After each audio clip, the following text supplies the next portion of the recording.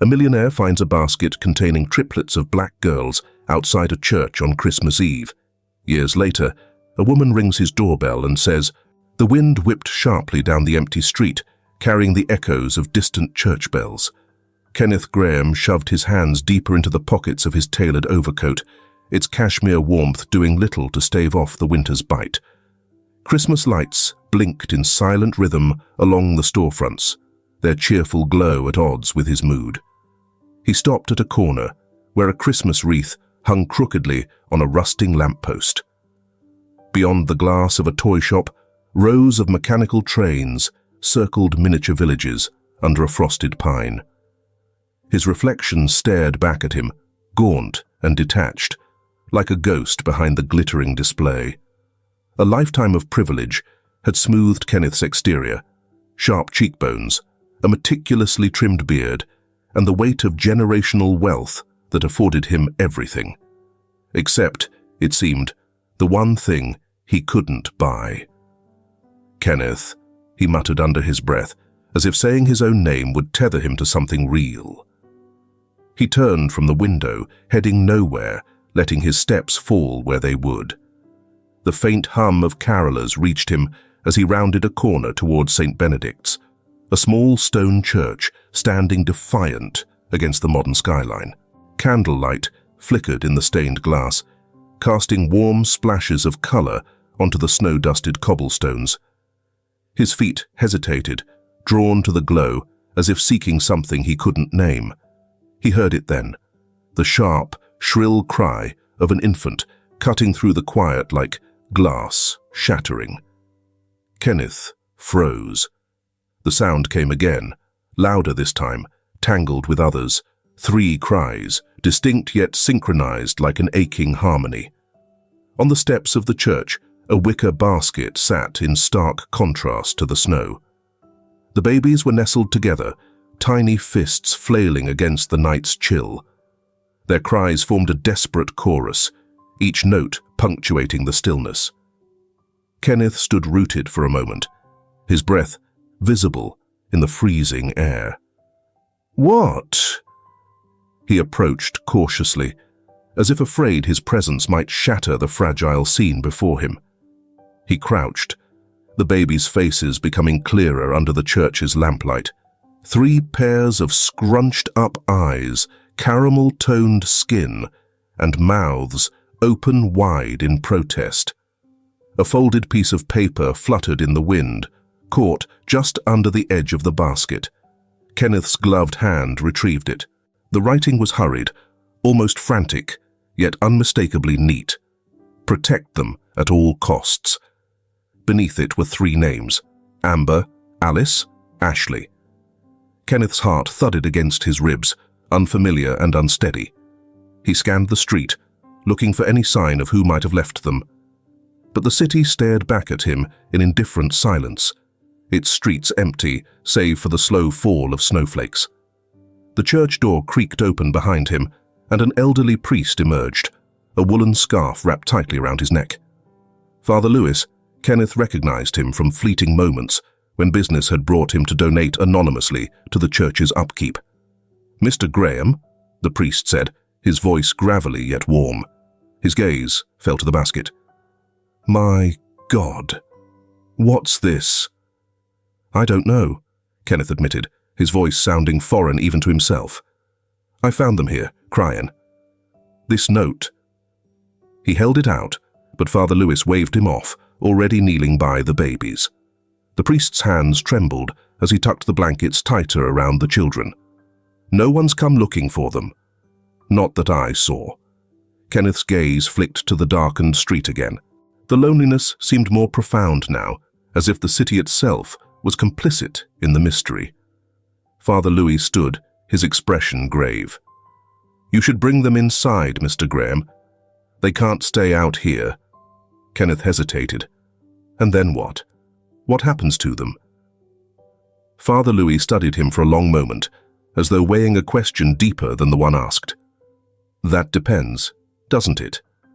The babies had quieted, their cries reduced to soft hiccups, as if sensing the shift in atmosphere. Kenneth looked down at them, at the smallness of their hands and the trust implicit in their helplessness. For the first time in years, something broke through the thick fog he carried. A pull, faint but unrelenting. "I'll take them," he said finally, the words forming before he'd fully thought them through. The priest raised an eyebrow. "Are you certain? Caring for one child is no small task. 3, they were left here for a reason," Kenneth interrupted, his tone firmer now. "I don't know why, but I can't leave them." Father Louis's lips twitched into a faint smile. "Then perhaps they've found the right person." The priest stepped aside, allowing Kenneth to lift the basket. It was heavier than he expected, a weight both physical and symbolic. As he carried the babies to his waiting car, their names echoed in his mind like a prayer. Amber, Alice, Ashley. And though the city was silent behind him, Kenneth knew his life had just been rewritten in ways he could not yet comprehend. The mansion groaned awake as the first cries shattered the pre-dawn quiet. Kenneth, sprawled awkwardly in an armchair near the nursery, bolted upright. The dim light from a nearby lamp revealed his disheveled state, shirt wrinkled, tie abandoned hours ago, and dark shadows under his eyes. The cries grew louder, overlapping in a chaotic symphony that seemed to reverberate off the high ceilings. Kenneth stumbled to his feet, vaguely aware of which sound belonged to whom. His hands fumbled with the buttons of his waistcoat, a futile attempt at pulling himself together before stepping into the nursery. The room itself was an ill-fitting patchwork of Kenneth's wealth and his inexperience. 3 borrowed bassinets sat in a row, dwarfed by the vast space. A marble fireplace, cold and unused, loomed in the corner. The ornate drapes, meant to impress, now looked absurdly out of place against the soft pastel blankets that spilled onto the floor. All right, Kenneth muttered, his voice hoarse. He approached the first bassinet, where Ashley, the loudest of the 3, flailed her tiny fists in protest. "What's the issue now?" She didn't answer, of course, but her reddened face and wet diaper gave him enough of a clue. He glanced at the changing table, a polished oak monstrosity he'd ordered overnight, and sighed. "This can't be harder than negotiating a merger," he said to no one in particular. Ashley kicked harder as Kenneth laid her on the table. He unfolded the diaper with care, only to recoil. Good God, what do they eat? He reached for the wipes, only to knock the entire container onto the floor. Behind him, the other 2 babies joined the chorus, their cries escalating in pitch. Kenneth froze, his hands mid-air. "Okay," he whispered, as if reasoning with himself. "One at a time. We've got this." He didn't have this. The diaper leaked halfway through his clumsy attempt. Ashley's wails intensified, and Kenneth tripped over a stray blanket as he lunged for more wipes. By the time he managed to secure the new diaper, sweat clung to his temples, and his shirt collar felt like a noose. But then, Ashley quieted. Her tiny hand reached up, brushing against his wrist, her grip surprisingly strong. Kenneth paused, staring down at her. "You're relentless," he murmured, "but I suppose you're worth it." The housekeeper, Mrs. Jensen, poked her head into the room. Her stern gaze softened slightly at the sight of Kenneth holding Ashley awkwardly but securely. "Mr. Graham," she began, "perhaps I could—" "No," Kenneth interrupted, his tone firm. "I need to do this myself." Mrs. Jensen hesitated before nodding. "Very well, but if you need assistance, just call." Left alone, Kenneth turned his attention to Alice and Amber, who were still crying in their bassinets. The next hour unfolded in a haze of bottle warmers, mismatched pajamas, and failed swaddling attempts. By the time all 3 were settled again, the first light of dawn peeked through the massive windows. Kenneth sank into the armchair, exhausted but oddly triumphant. Later that morning, Kenneth sat at the dining table, the babies sleeping in the nursery. His untouched coffee grew cold as he studied the note he'd found on the church steps. The handwriting was striking, each letter deliberate, the ink pressed with care into the paper. It wasn't the scrawl of someone acting on impulse. This was calculated, precise. He turned the paper over, hoping for a watermark or signature, but found nothing. Unbiddenly, Kenneth's thoughts strayed to his own childhood. His father, Albert, had been a towering presence, distant but commanding, his words carrying the weight of law. Kenneth could hear his voice as if it were yesterday. "Graham, men don't falter, Kenneth. You stand straight, you take control, and you never, ever show weakness." But in the quiet moments, when his father was gone, Kenneth remembered the emptiness of their sprawling estate. The way silence could stretch endlessly, suffocating and cold. He stared at the note again, the names written so deliberately. Amber, Alice, Ashley. Who would leave such a message? And why trust him? Of all people. His thoughts were interrupted by a faint cry from the nursery. Setting the note down, he rose, his steps purposeful. In the nursery, Amber had woken first. Her dark eyes tracked him as he approached, her tiny fingers curling around the edge of the blanket. Kenneth picked her up, cradling her against his chest. "You're going to tell me your story one day," he murmured. "All of you will. But until then—" He adjusted her in his arms, her head resting against his shoulder. "We'll figure this out. Together." The faintest smile crossed his lips as he stood there, the weight of her small body anchoring him in a way he hadn't felt in years. The house, still far too large, felt just a little less empty. 6 years later, the mansion's air was alive with laughter and the occasional sound of tiny feet racing down hallways. The once sterile grandeur of Kenneth's home now bore the chaos of a lived-in space. Crayon marks, faintly visible on the corners of white walls, a rogue toy car lodged under a gilded coffee table, and mismatched socks hanging from the edge of a sofa. Kenneth stood in the kitchen, sleeves rolled up, watching Amber, Alice, and Ashley attempt to outdo each other with their pancakes. Amber carefully shaped hers into a heart, while Alice went for a less ambitious circle. Ashley, ever the daring one, dumped an entire bottle of chocolate syrup onto her plate. "I don't think it's supposed to drown," Kenneth said, lips quirking into a half-smile. Ashley grinned, syrup smudging her cheeks. "But it tastes better like this." Before Kenneth could argue, Mrs. Jensen appeared in the doorway, her usually composed demeanor tinged with unease. "Mr. Graham," she began, her voice low. "There's a woman at the gate. She says her name is Sharon. And—" She hesitated, glancing at the children. "She says she's their mother." The words hit Kenneth hard in the chest. He set down his coffee with deliberate care, his gaze shifting toward the front of the house. "Stay with the girls," he said, already moving toward the door. Sharon stood just outside the gates, her coat pulled tightly around her dark brown skin against the winter chill. Her eyes, dark and piercing, didn't waver as Kenneth approached. She looked exhausted, but resolute, as though she had burned through every ounce of fear to get here.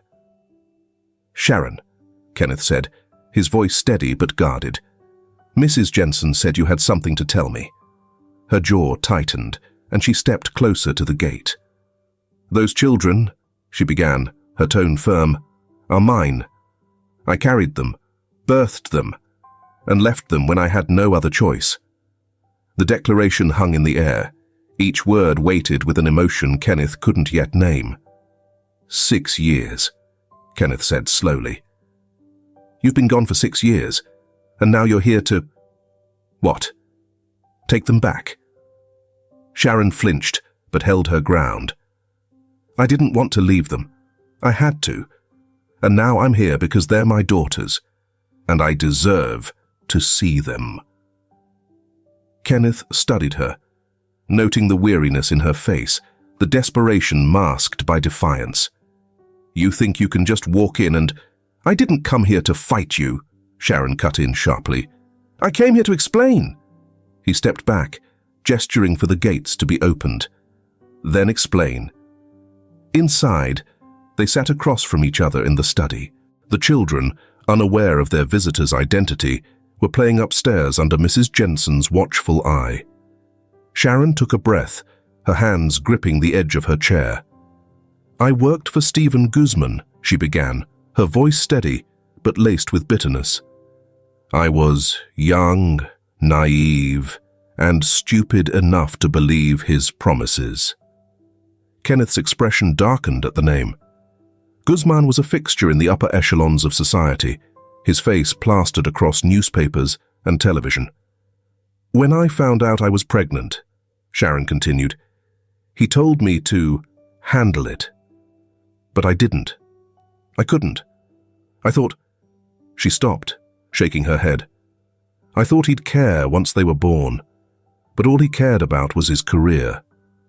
"What happened?" Kenneth prompted, his voice quieter now. "He threatened to take them from me, said he'd have the courts side with him, that I'd never see them again.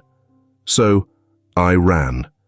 I hid long enough to give birth, and when I couldn't keep them safe anymore, I left them at the church." Her voice cracked. "I thought they'd have a chance with someone better." Kenneth leaned back, his jaw tightening. "And now you're here to take them back?" Sharon's gaze snapped to his, fiery and unwavering. "No. I'm here because I need to know they're safe, and because I want to be part of their lives. If you'll let me." The room fell into silence, the weight of her words settling between them. Kenneth rubbed a hand over his face, 1,000 thoughts racing through his mind. He didn't doubt her pain, but the sudden upheaval she brought couldn't be ignored. "Sharon," he said carefully, "these children have had 6 years to build a life. They've laughed, cried, and grown into who they are here. You can't just—" He paused, searching for the right words. "You can't expect to step in and pick up where you left off." "I don't," she admitted, her voice softer now. "But I love them, and I need to try." Slowly exhaling, Kenneth felt the weight of her plea overpower his better judgment. "You can stay," he said at last. "For now. But this isn't about you or me. It's about what's best for them." Sharon nodded, tears glistening in her eyes but unshed. "That's all I want." As Kenneth escorted her to a guest room, he couldn't shake the unease settling in his chest. The children's world had just shifted, and he wasn't sure where this path would lead. But one thing was clear: nothing would ever be the same again. The following days at the Graham mansion unfolded like a balancing act, delicate and precarious. Sharon stayed mostly in the background, observing the routines Kenneth had meticulously built for the children over the years. She lingered at the edges of rooms, unsure whether to step in or stay silent. Kenneth, though outwardly composed, was visibly grappling with her presence. His protective nature over Amber, Alice, and Ashley clashed with his growing sympathy for Sharon. For 6 years, this had been his family, his life. Now, the woman who gave them life stood in his home, her very presence threatening to unravel the delicate fabric he had painstakingly woven. One morning, the sun streamed through the grand windows of the kitchen as the children argued over whose turn it was to set the table. Sharon stood near the island, her hands resting on the marble countertop, watching the scene unfold. "Amber, you can't always get the forks. That's boring," Ashley declared, crossing her arms in defiance. Amber rolled her eyes dramatically. "It's not boring if I do it right." All right," Kenneth interjected, glancing up from his coffee. "How about we let Alice choose today?" "Alice? the quietest of the three, smiled shyly and reached for the forks. As she began arranging them in neat lines, Sharon stepped forward. "Alice," she said softly, crouching to meet the girl's height. "Did you know there's a trick to placing forks? You can tilt them just a little. It makes the table look like something from a fancy party." Alice blinked at her, then glanced at Kenneth for approval. When he gave a subtle nod, she turned back to Sharon, intrigued. "Show me," Sharon demonstrated, her hands careful and deliberate. The girl mimicked her movements, giggling as the forks gleamed in the sunlight. Kenneth watched the exchange from his seat, his coffee forgotten. For the first time, he saw not a stranger, but a mother. Tentative, yes, but also eager and warm. Later that evening, Kenneth found Sharon sitting on the back patio. The sky was painted in hues of amber and violet, and the air carried the faint scent of lavender from the nearby garden. She held a mug of tea, her gaze fixed on the horizon. "They're wonderful children," she said as he approached. "You've done a good job." Kenneth hesitated, then sat beside her. "I didn't do it alone. Mrs. Jensen, the staff, they all helped." Sharon turned to face him. "But you were there. That matters." Silence lingered between them, heavy but not uncomfortable. "I wasn't sure I could do it," Kenneth admitted, his voice quieter now. "When I found them, I thought, I'm not equipped for this. I was raised by nannies and tutors. My father, he wasn't exactly the nurturing type." Sharon's expression softened. "Albert Graham," she said, testing the name on her tongue. "I've read about him. Stern, cold." "That's putting it kindly," Kenneth said with a dry laugh. "He believed emotions were weaknesses. Mistakes were unacceptable. I spent most of my childhood trying to avoid him." Sharon nodded, her fingers tightening around her mug. Stephen wasn't much different, charming on the outside, but behind closed doors. She trailed off, her voice faltering. "You don't have to," Kenneth began, but Sharon cut him off with a shake of her head. "No, you should know." Her gaze dropped to the steam curling from her tea. "He told me I was nothing, just a distraction. And when I told him I was pregnant, he looked at me like I'd ruined his life. I thought if I stayed, he'd come around. But he didn't. He only saw them as a problem he needed to get rid of." Kenneth clenched his fists, anger simmering beneath his calm exterior. "And now he's a rising political star. Of course." Sharon met his eyes, her expression resolute. "That's why I had to run. I knew if he got his hands on them, he'd hide them away, pretend they didn't exist. Or worse." Kenneth exhaled slowly, his shoulders relaxing as the tension ebbed. "You did what you thought was best," he said, "but you didn't have to do it alone." "I didn't think I had a choice," she replied, her voice barely above a whisper. Kenneth leaned back, his gaze drifting to the garden. Choices aren't always clear in the moment. But now you have one. Sharon looked at him, her eyes searching his face for the meaning behind his words. "You can stay," Kenneth clarified, "not just as a visitor. If you're here for them, for Amber, Alice, and Ashley, we can figure this out. Together." Sharon's breath hitched, and for a moment she didn't respond. Then she nodded, her grip on the mug tightening. "I'd like that," she said, her voice trembling slightly. As the night deepened, Kenneth passed through the hallway on his way to his study. He paused at a shelf, his eyes landing on an old photograph tucked behind newer ones. It was a portrait of his father, Albert, standing beside a woman Kenneth didn't recognize. Her smile was radiant, but there was something hauntingly familiar in her features.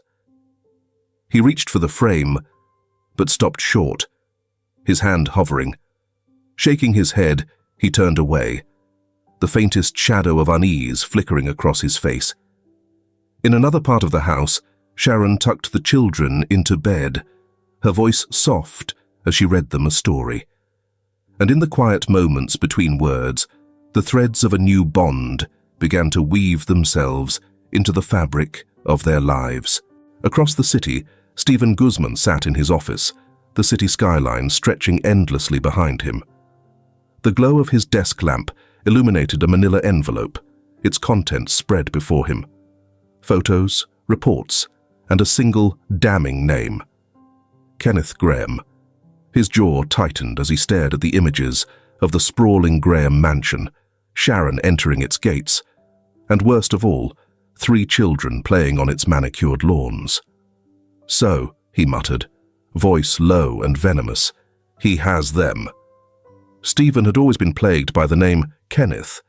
Even as a child, the whispers of Albert Graham's other son had been a source of humiliation, a secret, illegitimate legacy that Stephen had worked tirelessly to distance himself from. And now, that same Kenneth had something Stephen considered his, the children he'd long ignored but could no longer afford to. Stephen leaned back in his chair, the leather creaking under his weight. His mind churned with possibilities, each more ruthless than the last. Kenneth, with his self-righteous solitude and naive earnestness, had unwittingly become the perfect target. "Call the team," Stephen barked, spinning to face his assistant. "I want a full campaign. Paint Graham as unstable, erratic. Make him look like he doesn't belong anywhere near those kids." His assistant nodded and left swiftly, leaving Stephen alone with his thoughts. "This time," Stephen murmured to himself, a thin smile curling his lips, "he won't win." The calm that had begun to settle over the Graham household didn't last long. One morning, Kenneth was reviewing documents in his study when the phone buzzed with an incoming call. It was his lawyer, Michael Roth, a man who rarely reached out unless something was pressing. "Michael," Kenneth greeted, leaning back in his chair. "What's the urgency?" There was a pause on the other end of the line, the kind that hinted at bad news. "Kenneth, are you sitting down?" "I am." "It's Stephen Guzman," Michael said, his voice measured. "He knows about the children, and he's filed for custody." Kenneth's grip tightened around the phone. "What?" "He's claiming they're his biological children and that you have no legal right to keep them. He's also—" Michael hesitated. "What is it?" Kenneth pressed. "He's started a media campaign against you. They're painting you as an eccentric millionaire, emotionally unstable, unfit to raise kids. It's vicious, Kenneth, and it's just the beginning." Kenneth ended the call without another word. His hands trembled as he placed the phone down on his desk. For years, he had worked tirelessly to create a safe and loving home for Amber, Alice, and Ashley. And now it seemed their very existence had become leverage in a game far bigger than any of them. The smear campaign began almost immediately. Tabloids ran headlines like "Recluse Millionaire Hoards Hidden Scandal" and "Kenneth Graham, Wealth Without Stability." Photos of the mansion, with its towering gates and pristine lawns, were splashed across every screen. The accusations were relentless. Whispers about Kenneth's solitary nature, his lack of a traditional family structure, and his supposed inability to provide a nurturing environment. Reporters camped outside the mansion, their lenses trained on the gates, waiting for a glimpse of the children. Kenneth tried to shield them from it. He instructed Mrs. Jensen to keep the news off the televisions and the radios off during breakfast. But the tension in the house was palpable. Sharon, meanwhile, grew more agitated by the day. "This is exactly what I was afraid of," she said one evening, pacing the length of the living room. "He's not doing this because he cares about them. He's doing this because he can." Kenneth, seated on the edge of the sofa, nodded grimly. He sees them as an obstacle to his image. Now that he's got the career he wanted, He thinks claiming them will clean up his past. Sharon stopped pacing, her arms crossed. He'll twist the narrative, make himself look like the victim, a man reclaiming his children from an unfit guardian and an irresponsible mother. Her voice broke slightly on the last words. Kenneth stood, placing a hand on her shoulder. That's not going to happen. Sharon looked up at him, her eyes searching his face. How can you be so sure? Because I won't let it, Kenneth said firmly. The pressure mounted when Stephen himself appeared on a prime-time news segment, dressed in a tailored suit. His expression was one of carefully curated remorse. I've made mistakes, Stephen admitted, his voice smooth and practiced. But I've spent years rebuilding my life, becoming the kind of man my children deserve. It's time they come home. The interviewer leaned forward, sympathy practically radiating from her. And Mr. Graham? Stephen's smile faltered just enough to look genuine. I respect Kenneth's intentions, but he's not their father. I am. And it's time to do what's right for them. Watching from the living room, Kenneth's jaw tightened. Sharon slammed the remote onto the coffee table. This is a game to him, she spat. He doesn't care about them. He's using them. I know, Kenneth said, his voice low. Sharon turned to him, her expression fierce. So what are you going to do? Kenneth rose to his feet, the weight of the moment settling over him. He glanced at the staircase, where faint laughter from the children echoed down. I'm going to fight, he said simply. For them. For us. That night, Kenneth sat alone in his study, the faint glow of a desk lamp illuminating the pile of legal documents before him. His father's portrait loomed on the wall, a constant reminder of the cold legacy he had worked so hard to escape. He pulled the photo of Albert and the unknown woman from the shelf, studying it again. There was something in the woman's face, a familiarity he couldn't place. The photo was old, the edges frayed, but the connection it hinted at gnawed at him. A knock at the door pulled him from his thoughts. Sharon stepped inside, her expression softer than it had been all day. I heard what you told the kids before bed, she said quietly. That everything was going to be okay. Kenneth nodded, setting the photo aside. I need them to believe that. Even if... He trailed off, unsure how to finish the thought. Sharon crossed the room, sitting across from him. You're not alone in this, Kenneth. We'll fight him together. Her words settled over him, like a balm. We'll win, Kenneth said, more to himself than to her. Sharon's gaze was steady. We have to. The mansion grew quiet again as the night deepened, but the battle ahead loomed large.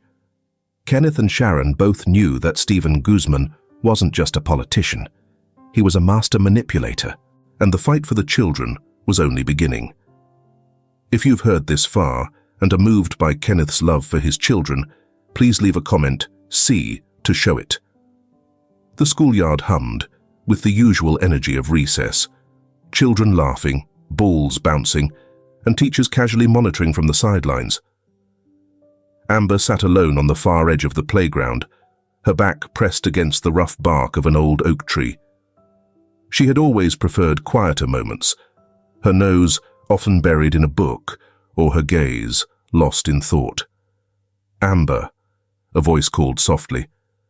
She glanced up, startled to see a tall man standing a few feet away, his suit immaculately pressed, his polished shoes incongruous against the gravel path.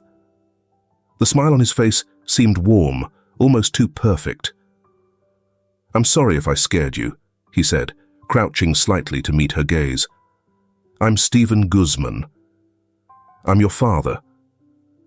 The words lingered in the atmosphere, akin to a far-off thunderclap. Amber blinked, her small hands tightening around the edge of her skirt. My father?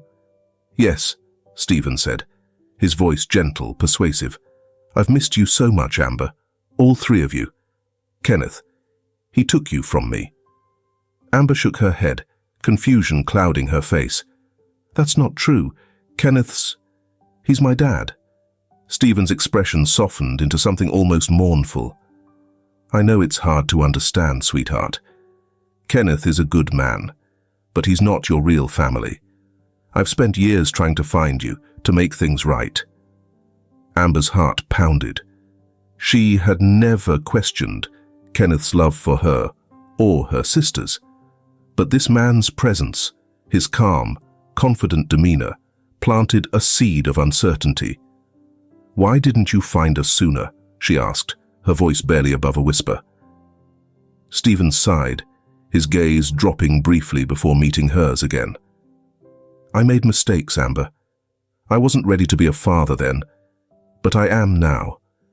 I want to give you everything you deserve, a bright future, a life full of opportunities. He reached into his pocket and pulled out a small envelope. This is for you. A little gift, just to show how much I care. Amber hesitated, glancing at the envelope. Her fingers twitched, but she didn't take it. Think about it, Stephen said, standing. I'd like to meet you again. Just us. There's so much I want to share with you. As he walked away, his figure disappearing into the distance, Amber sat frozen under the tree, her thoughts a storm of doubt and confusion. That evening, Sharon noticed Amber's unusual quietness at dinner. Normally the girl was animated, eagerly sharing stories about her day. Now, she pushed her peas around her plate, her eyes distant. Amber, Sharon said gently, leaning forward, what's on your mind? The girl hesitated, her fork clattering against the plate. Nothing, she mumbled. Kenneth's gaze shifted towards her, his instincts heightened. Amber, he said, his tone soft but firm. You can tell us anything. Her lips pressed into a thin line. Someone talked to me at school, she said finally. He said, he's my dad. The air in the room seemed to still. Sharon's hand tightened around her glass, her knuckles turning white. Kenneth leaned forward, his voice steady but tinged with urgency. What did he say to you? Amber looked at him, her eyes wide and uncertain. He said you took us from him, that he wants to see me again. Sharon stood abruptly, her chair scraping against the floor. Stephen, she spat, her voice shaking. He has no right. Despite his own anger simmering just beneath the surface, Kenneth raised a hand to calm her. Amber, he said, focusing on the girl, listen to me carefully. Stephen Guzman is not your father, not in the way that matters. He's trying to confuse you. But what if he's telling the truth? Amber's voice cracked. What if he does care about us? The question pierced Kenneth deeply. He knelt beside her chair, his hands resting gently on hers. I know this is confusing, sweetheart, but family isn't just about who shares your blood. It's about who's there for you, who loves you, and who protects you. Amber's eyes filled with tears. I don't know what to believe. Sharon stepped closer, her voice trembling but resolute. Believe the people who've been here for you. Kenneth has been your father in every way that counts. Don't let Stephen make you doubt that. The girl nodded slowly, but the uncertainty lingering in her expression was unmistakable. That night, Kenneth sat alone in the living room, his hands clenched into fists.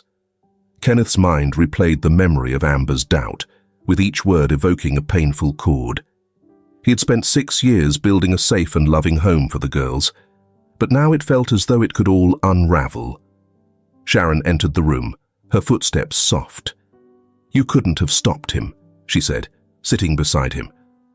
I should have protected her better, Kenneth muttered, his voice raw. I should have known he'd try something like this. Sharon placed a hand on his arm.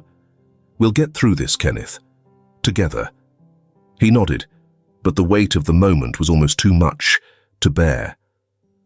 Upstairs, Amber sat on her bed, staring at the unopened envelope Stephen had given her. Her hand hovered over it, her thoughts a tangle of curiosity and fear. Finally, she tucked it under her pillow, her heart heavy with uncertainty. The following morning, Sharon stood in Kenneth's study, clutching a faded envelope in her hands. Her knuckles were white, her gaze fixed on the letter, as though it held a weight far greater than paper and ink. Kenneth watched her from behind his desk, his concern deepening with each passing second. "Sharon," he said gently, "what is it?" She exhaled sharply, stepping forward to place the envelope on the desk. "It's something I've kept hidden for years," she said. "Something I hoped I'd never have to use. But now, I think you need to see it." Kenneth picked up the envelope, his fingers brushing the worn edges. The paper felt fragile, as if it might crumble under his touch. Slowly, he unfolded the letter inside, the handwriting elegant yet trembling. The words hit him like a physical blow. Stephen is not the man he pretends to be. Behind the charm, there's darkness. He manipulates, abuses, and destroys anything that doesn't fit his perfect narrative. The letter continued, detailing the pain of a woman who had endured years of silent suffering at Stephen's hands. It revealed not only his cruelty, but also his disdain for anything that might tarnish his pristine image, including his refusal to acknowledge the children Sharon bore because of their mixed heritage. Kenneth's jaw clenched as he read the final lines. He made it clear. He would rather erase them than let the world know his secret. "Who wrote this?" Kenneth asked, his voice low and strained. Sharon hesitated before replying, "His late wife. She gave it to me before she couldn't take it anymore." The weight of the confession settled over them. Kenneth set the letter down carefully, his mind churning. "She wanted you to have this?" he asked. Sharon nodded. "She told me to keep it safe. She said it might be the only way to stop him if he ever tried to come after the children." Kenneth leaned back in his chair, running a hand through his hair. The letter was damning. The letter depicted a man who was unsuitable for any authority role, let alone becoming a parent. However, employing it would require Kenneth to cross a boundary he wasn't certain he was prepared to undertake. "This could destroy him," he said, his voice heavy with the weight of the realization. "That's the point," Sharon replied, her tone resolute. "He's already started destroying us. You've seen what he's doing to Amber, to the girls. If we don't fight back, he'll win." Kenneth shook his head, the moral conflict clear in his expression. "This isn't just about winning. It's about doing what's right. If I use this, I'm no better than him." Sharon stepped closer, her eyes blazing with urgency. "And if you don't, he'll take them. Do you understand that, Kenneth? He'll take Amber, Alice, and Ashley, and he'll warp their minds until they believe his lies. Is your integrity worth losing them for?" Kenneth looked away, his fists tightening on the desk. He wanted to argue, to push back against her logic, but the truth of her words was undeniable. However, the idea of approaching Stephen's level filled him with dread. "I don't know if I can do it," he admitted, his voice barely above a whisper. Sharon's expression softened, her fire dimming into something gentler. "You're not doing this for yourself, Kenneth. You're doing it for them. For Amber, who's starting to doubt everything she's ever known. For Alice and Ashley, who deserve to grow up without fear of him hovering over their lives. This isn't about revenge. It's about protection." The room fell into a tense silence. Kenneth stared at the letter on the desk, its words etched into his mind. He knew the truth, but what he didn't know was whether he could live with the consequences of wielding it. Finally, he spoke, his voice steady, but filled with pain. "I need time to think." Sharon nodded, though her worry was evident. "Just don't take too long, Kenneth. Stephen won't wait." As she left the room, Kenneth remained seated, his gaze fixed on the damning piece of paper before him. The weight of the decision pressed down on him like never before. Upstairs, the sound of the children laughing echoed faintly, a bittersweet reminder of what was at stake. For Kenneth, the question wasn't just whether he would fight. It was whether he could do so without losing himself in the process. The knock on the front door came early in the morning, cutting through the quiet hum of the Graham mansion. Kenneth, seated at the dining table with a steaming cup of coffee, glanced up sharply. Mrs. Jensen opened the door to reveal a uniformed courier holding a thick envelope. "This is for Mr. Graham," the courier announced, his tone clipped and professional. Feeling a sinking sensation in his chest, Kenneth rose from his seat and took the envelope.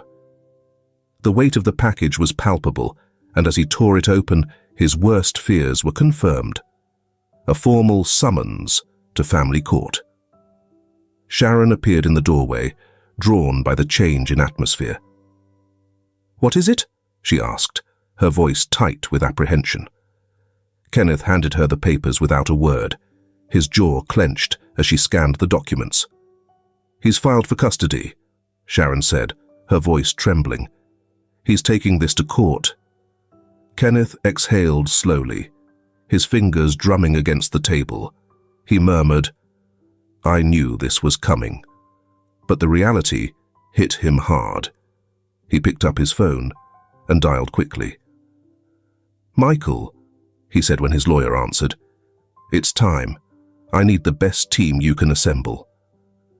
The conversation was brief, but decisive. As Kenneth hung up, he turned to Sharon, his resolve hardening. "This isn't just a fight for the children," he said. "It's a fight for their future, and I'm not going to lose." Sharon nodded, her expression matching his determination. The battle had officially begun. The courtroom was a place of quiet tension, with each whispered conversation and each shuffling paper carrying significant weight. Kenneth sat at the plaintiff's table, his tailored suit doing little to mask the strain etched across his face. To his left, Sharon sat rigid, her hands clasped tightly in her lap. Across the room, Stephen Guzman exuded a polished confidence. His posture was relaxed, his smile faint but purposeful. It was a performance, and Stephen played it flawlessly. The media's golden politician was now the self-proclaimed, concerned father. The judge, an older woman with sharp features and an air of no-nonsense authority, called the session to order. "We're here to address the custody of Amber, Alice, and Ashley. Mr. Guzman, you may proceed." Stephen stood, adjusting his suit jacket with a calculated amber. "Your Honor," he began, his voice smooth and practiced, "I am here today as a father seeking to reunite with his children. For too long, they've been kept from me under the care of Mr. Graham, a man with no biological connection to them and no experience as a parent before this situation." He paused, letting the weight of his words sink in before continuing. "I understand that mistakes have been made in the past, but I have spent years rebuilding my life, my career, and my ability to provide for my children. I'm asking this court to consider what's best for them: a stable home, access to opportunities, and most importantly, their rightful place with their father." Kenneth felt the words sting, though he kept his expression neutral. Michael leaned in, whispering, "Stay calm. He's playing the image game." As Stephen's lawyer took over to present evidence, photos of Stephen's pristine estate, letters of recommendation from respected figures, the atmosphere grew heavy. Then came the moment Kenneth had dreaded. Stephen took the stand, his demeanor shifting to one of controlled vulnerability. "Your Honor," he said, his voice softer now, "I never had the chance to know my father. Albert Graham abandoned my mother and me when I was a boy. Growing up without that figure in my life made me determined to be the kind of parent I never had." The statement drew murmurs from the gallery. Kenneth's breath caught as Stephen turned toward him, his eyes gleaming with calculated malice. "What's ironic," Stephen continued, "is that Kenneth and I share that same father. Yes, Your Honor, Kenneth Graham is my half-brother." Gasps echoed through the room. Kenneth's grip tightened on the table as the revelation landed like a bombshell.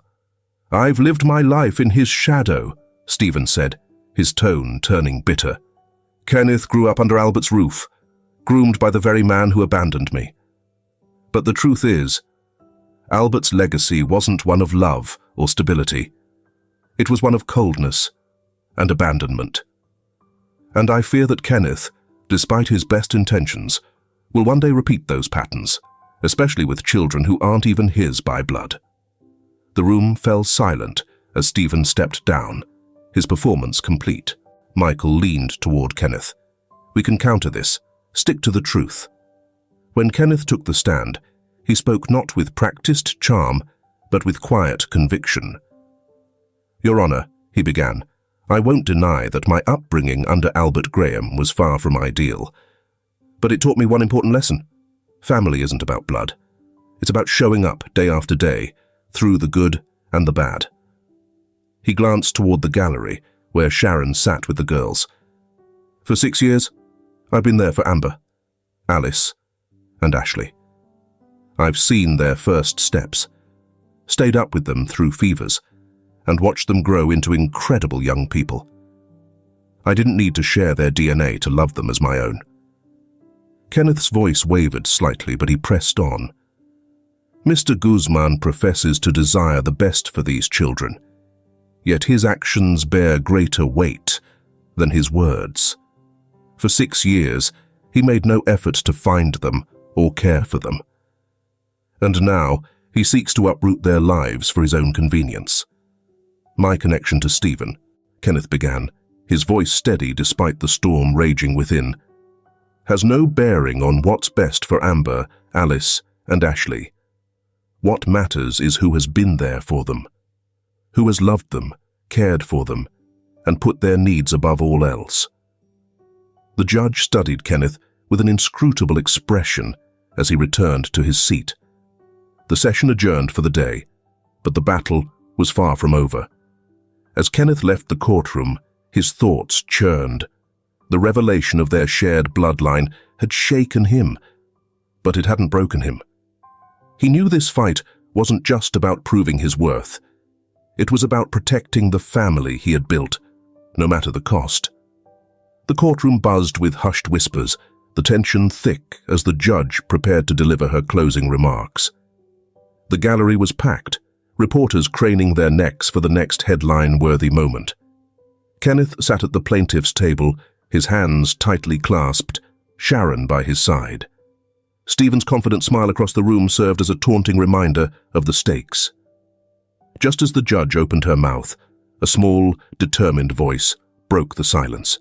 "Your Honor," Amber said, standing from her seat in the gallery. Every head turned.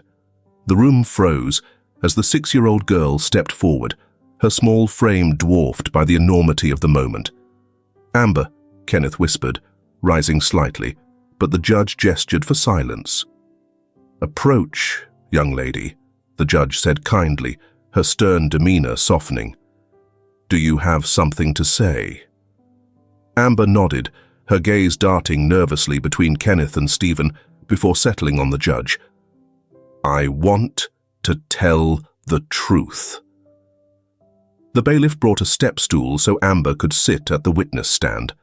Her tiny hands gripped the edge of the wooden barrier as she glanced at Kenneth, her voice trembling but resolute. "Stephen came to see me at school," she began, her words sending ripples of shock through the room. "He told me he's my real dad. He said Kenneth took me and my sisters away from him. He gave me this." Amber reached into her pocket and pulled out the envelope Stephen had given her. The bailiff handed it to the judge, who scanned its contents before passing it to Kenneth's lawyer. Inside were glossy photos of mansions, smiling families, and promises scrawled in bold, enticing words. A brighter future awaits. "All you have to do is choose me." Amber's voice cracked as she continued. "At first, I thought, maybe he cared. But then I heard him say bad things about Kenneth. He said he couldn't take care of us, that he didn't love us. Her voice grew steadier, her gaze locking onto Stephen. But that's not true. Kenneth loves us. He's always been there, for all of us. When I had a fever and couldn't sleep, Kenneth stayed up all night. When Alice was scared of the dark, Kenneth gave her his flashlight so she'd feel safe. Stephen's polished veneer began to crack as Amber's words spilled forth. And Sharon, Amber continued, turning toward her biological mother. She tells us stories at bedtime, makes pancakes with silly faces, and hugs us when we're sad. They're my family. They've always been my family. The room sat in stunned silence as Amber wiped a tear from her cheek. Then, her voice grew stronger. I don't want to go with Stephen. He says he's my dad, but dads don't leave. Kenneth didn't leave. Stephen's composure finally shattered. He rose abruptly, his voice sharp. She's just a child. She doesn't know what she's talking about.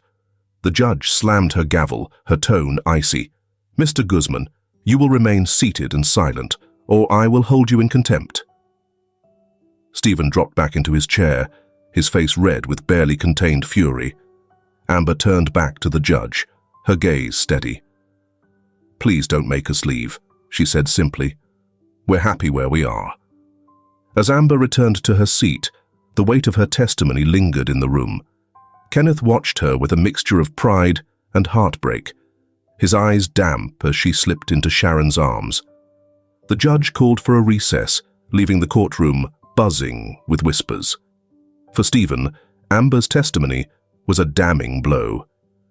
The cracks in his carefully constructed facade were now visible to all. For Kenneth and Sharon, it was a testament to the power of love, loyalty, and chosen family. The battle wasn't over, but Amber's words had shifted the scales. It wasn't about blood or biology anymore.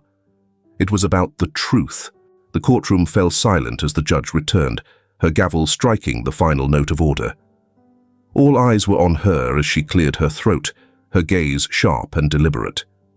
This court has considered the testimony, evidence, and the best interests of Amber, Alice, and Ashley. While Mr. Guzman has demonstrated his capacity for providing material comfort, the court cannot ignore the emotional and psychological stability these children have received under Mr. Graham's care. Kenneth gripped the edge of the table, his breath shallow. Beside him, Sharon clutched her hands tightly. Therefore, the judge continued, this court awards full custody to Mr. Kenneth Graham and Miss Sharon Moore. The room erupted into murmurs. Kenneth let out a shaky breath, relief flooding through him. Sharon's eyes brimmed with tears as she reached for Kenneth's hand, gripping it tightly. Across the room, Stephen sat frozen, his confident mask shattered. The weight of the loss pulled his shoulders down, his hands trembling against the polished table. He glanced at the judge, as if hoping for a reprieve, but she had already risen to leave. In the days that followed, the mansion was filled with a lighter energy. Amber, Alice, and Ashley laughed freely, their spirits no longer shadowed by uncertainty. Sharon began to rearrange the nursery into a shared playroom, adding personal touches that reflected each child's personality. One evening, as the children played upstairs, Kenneth stood on the terrace, gazing out at the city lights. He barely heard the soft footsteps behind him until Sharon appeared at his side. "We did it," she said, her voice soft but triumphant. "We did," Kenneth replied, though his gaze remained distant. Sharon hesitated, then added, "You never used the letter." Kenneth turned to her, his expression calm but firm. "I couldn't. It would have destroyed him completely. And I don't want to be the person who ruins another man's life, even his." Sharon studied him for a moment before smiling faintly. "You're a better man than he'll ever be. But something's still weighing on you." Kenneth exhaled deeply. "Stephen." 2 days later, Kenneth stood outside a modest townhouse, gripping a small envelope in his hand. He had written the address from memory, something he had seen briefly in Stephen's case documents. When Stephen opened the door, his face twisted into a sneer. "Come to gloat?" Kenneth shook his head. "I didn't come to fight, Stephen. I came to talk." Stephen hesitated, his expression guarded, but stepped aside. The interior of the house was stark, no trace of the lavish lifestyle he flaunted in court. Kenneth sat on the edge of a worn couch, the tension between them palpable. "I didn't know," Kenneth began, his voice steady. "About you. About what Albert did to your family." Stephen's jaw clenched, but he said nothing.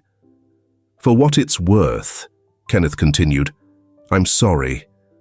For the way he abandoned you, for the way he shaped us both." Stephen scoffed.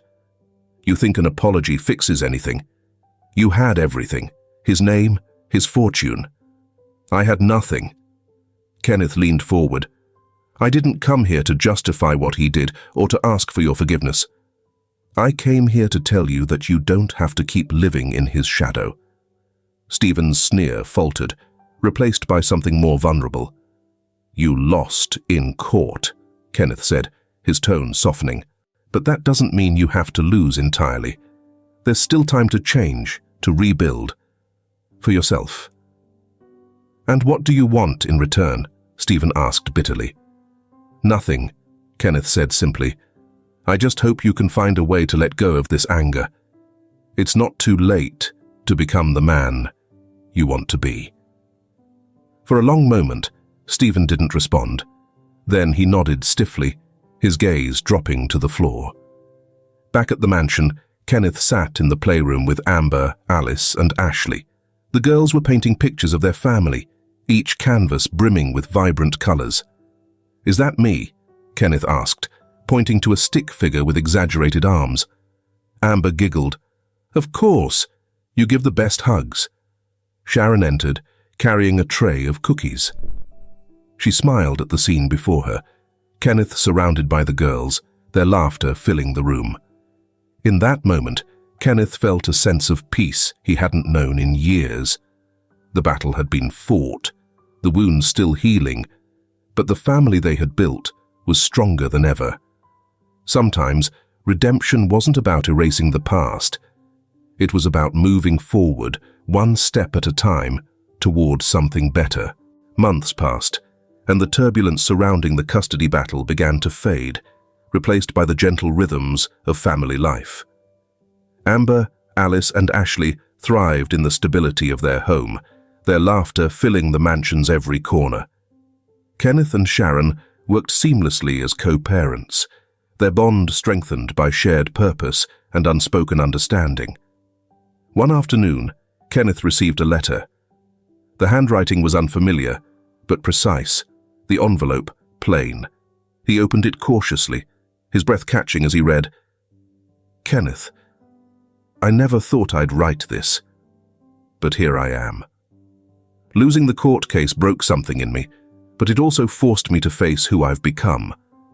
I've spent my life chasing power, hiding from the pain of my past, and blaming you for things neither of us could control. You extended an invitation to me, but I didn't merit it. But I'm trying now, trying to be better. I've started working with community programs, using what I have to help those who've been overlooked, just as I was. It's not redemption, but it's a start. I wanted to thank you, not just for sparing me in court, but for reminding me that it's never too late to change. Maybe one day we can find a way to be brothers, not just in blood, but in truth." Stephen Kenneth folded the letter carefully, his emotions a quiet storm. He placed the letter aside and gazed out the window, where the girls were engaged in their play in the garden. The garden was alive with color, the flower beds bursting with late blooms as the sun dipped low in the sky. Amber and Alice chased each other around the swing set, while Ashley sat cross-legged on the grass, meticulously arranging wildflowers into a crown. Sharon stood on the patio, sipping a glass of iced tea. Kenneth joined her, his hands resting on the railing as they watched the children. "They're happy," Sharon said, her voice tinged with quiet satisfaction. "They are," Kenneth agreed. The gate creaked open, drawing their attention. Stephen stepped through, tentative but uncharacteristically humble. He carried a small box in one hand and hesitated before approaching. Sharon stiffened instinctively, but Kenneth placed a reassuring hand on her arm. "It's okay," he said softly. Stephen stopped a few feet away, his gaze flicking to the children. He cleared his throat. I brought something for Ashley. I thought she might like it." Without waiting for permission, Ashley ran over, curiosity lighting up her face. Stephen knelt, opening the box to reveal a wooden puzzle. "I used to love these when I was your age," he said, his voice gentle. Ashley took the puzzle with a shy smile. "Thank you," she said, before darting back to show her sisters.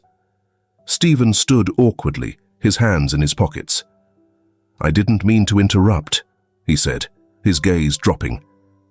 "You didn't," Kenneth replied, his tone neutral, but not unkind. They stood in silence for a moment before Stephen spoke again. "Thank you for giving me the chance to try.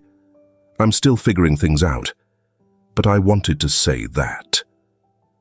Kenneth nodded. "It's never too late, Stephen. Remember that." As the sun dipped below the horizon, painting the sky in hues of gold and crimson, Kenneth and Sharon sat on the patio, watching the girls play.